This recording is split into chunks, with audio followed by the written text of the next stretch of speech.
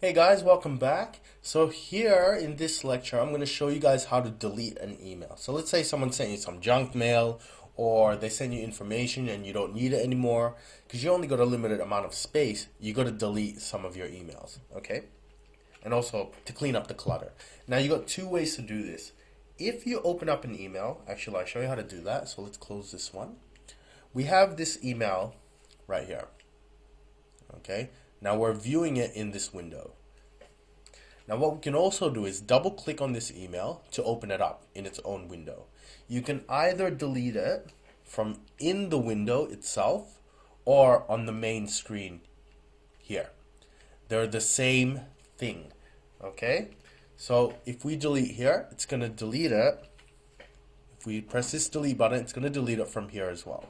And it's going to send this email to the deleted items folder. Okay, so let's do that now, and then I'll open up the deleted items folder to show you. So this is called @ForwardOnline. Let's press that delete button. Okay, now it's gone from our main window.